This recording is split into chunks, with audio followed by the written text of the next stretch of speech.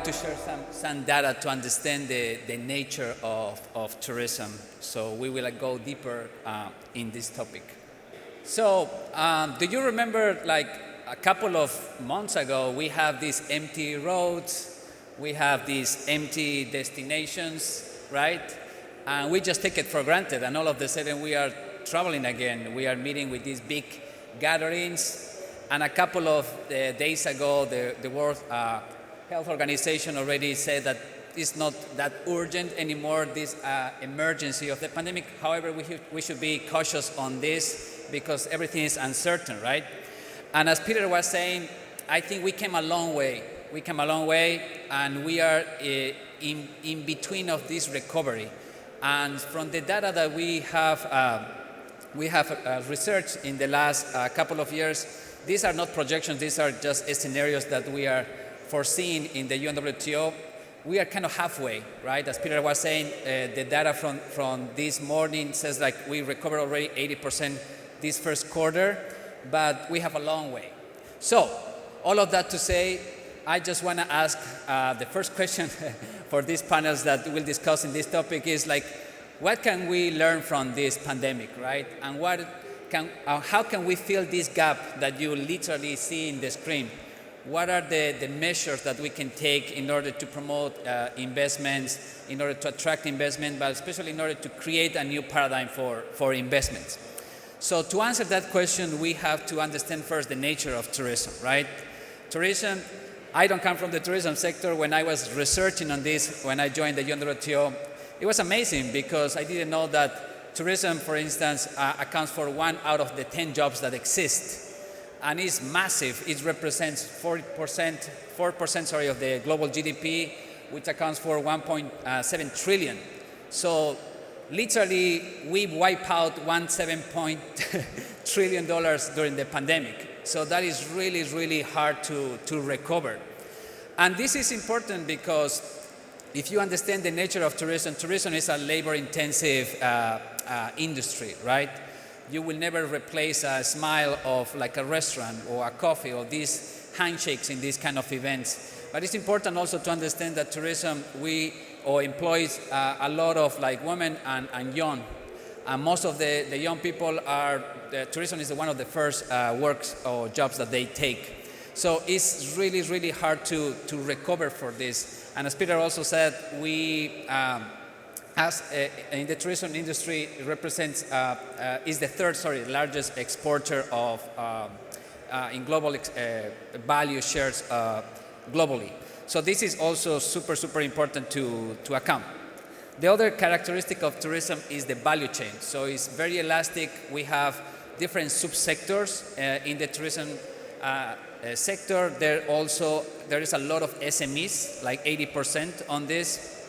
And as our colleagues from UNTAC research developed, they identify like over 16 subsectors.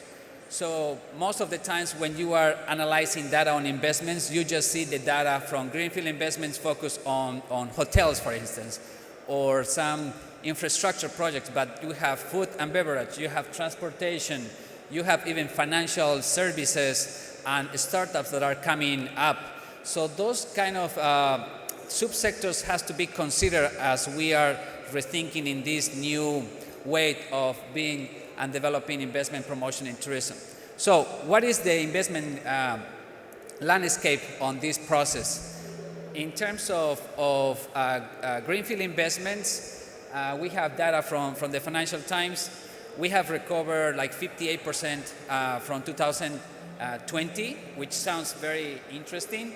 But if you consider the high peak of investments, we are still 84% behind since the last high peak on tourism. So there's a huge way to go in this process. The other characteristic is that from the last 6 years, tourism has been diversifying in terms of investments. Before we were looking at data from infrastructure, from hotels, from this kind of hard traditional investments, but then there's this soft part of investments that sometimes they are not measured in terms of FDI because they are related with software, they are related with some startups. and it just go down. Anyway, the other part that is important to mention in the tourism sector is the startup and the non-traditional investments. There is about $500 billion that has been invested in the travel tech startups in the last 5 years. So the diversification for the next 10 years, given the portfolios of startups, are something to consider. In other words, there is a lot of money, and the capital formation for FDI into the space on travel tech and mobility is maturing, meaning that this will grow and improve as the industry gets more sophisticated in this process. And we have been tracking data on this, on the travel tech and mobility, and there is a continuation that even though during the pandemic slowed down, it's been constant despite of this process in the travel tech sector. And this will continue as the deals are being less during this time. The amount of money flowing to the space still is important to recognize. So what is next, and what are the trends for this process? There are some behavioral and some consumer trends, but also some technological trends. So since this is a labor-intensive, people-oriented, these are some of the research papers that we have been developing. The main profile from the next 10 years of the consumers are like the classics, right? Like they are focused on sustainability, they are digital, they are looking for authenticity, they are looking for trips that are shorter, right? And also they are looking for a sense of transparency from everywhere. And this is important to consider when you are developing policies for the sector, because the consumer will be this generation Z for the next 10 years, and they will be growing, and they will already be natives in terms of digitalization. There will be a lot of people coming from Asia, and they will be growing, especially in terms of numbers and new destinations with these new characteristics that they are looking for. And then there's a huge opportunities for this in terms of sustainability. As James was sharing from UNTAC, there is different kind of taxonomies and frameworks that we can be developed during this time. There is huge opportunities for climate finance, for instance. We were in Tanzania last year, and they were looking for investments, how to create resilience in their environment, in their ecosystem, in their safaris. And then, of course, the travel tech and mobility investments, which is very important to the sector for the next 10 years. So I don't want to go deeper in this, but there is so many potential. As you can tell, this is the data from like 10,000 investments from the travel tech and mobility. And these are the traditional, as you can see, transportation, e-commerce, but I want you to see the small little squares in the heat map, because those are where the trends are coming. For instance, in terms of beverage, in terms of events that are more online or hybrid this time, in terms of experiences and health. And those are kind of new niche of investments that we need to start to supporting and encouraging. And I think you will hear that from Sarah, that she's also promoting these kind of investments related with impact investment and other financial instruments, and also the people from Plug and Play, that they are supporting these kind of investments as well. And a good example of this during COVID was the Zoom, right? They reached out a market cap as big as the main 15 airlines combined. So that's massive. And the disruption of the needs from the industry create these spillover effects on the travel tech and mobility. There is also a space from other tech innovations like blockchain, and there are these hypes with NFTs, but we just need to identify different opportunities for this in terms of minting the traceability of different destinations, and there are different case studies that have been important during this time. This is just a couple of examples that they are using in the last years, but we believe this will be still developing.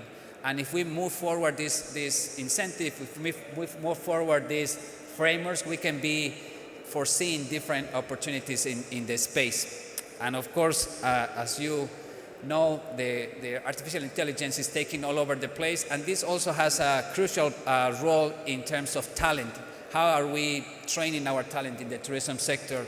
Are we creating more resilient people? Are we creating jobs of quality? And how can we take advantage of these opportunities?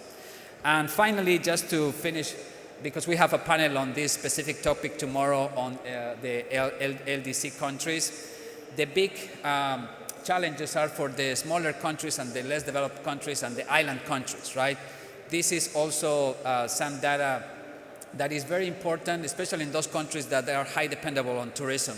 So how can we support them, and how can we develop these financial instruments or different facilitation to promote more sustainable and resilient investments, which is important for the Sustainable Development Goals, and everything is very, very related to this. So just to give you, Peter, back the floor, this is just the foundations of the main things that we are discussing. We are creating knowledge in this space because we don't have enough information on tourism investment because it's intertwined. There are subsectors. It's very messy to measure the capital formation in this process. And we are doing this little by little, starting with countries, identifying the main opportunities, the main frameworks for each country. So we are hoping to develop this together, as James from UNWTO was mentioning.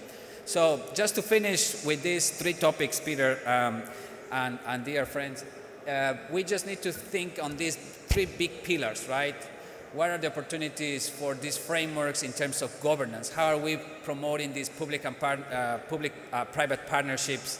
What are the incentives? What are those taxonomies? What are those different ways to develop this in a different way? Of course, the innovation and technologies is relevant, as you already saw the data, but also how can we promote different subsectors within the sector that sometimes is misunderstood or there is no information. And finally, the sustainability and resilience, which is super, super important and relevant, especially in a sector that is relying on natural assets, for instance.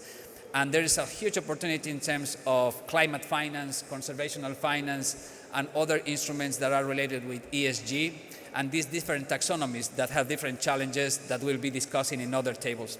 So thank you, Peter, so much for this. Thanks.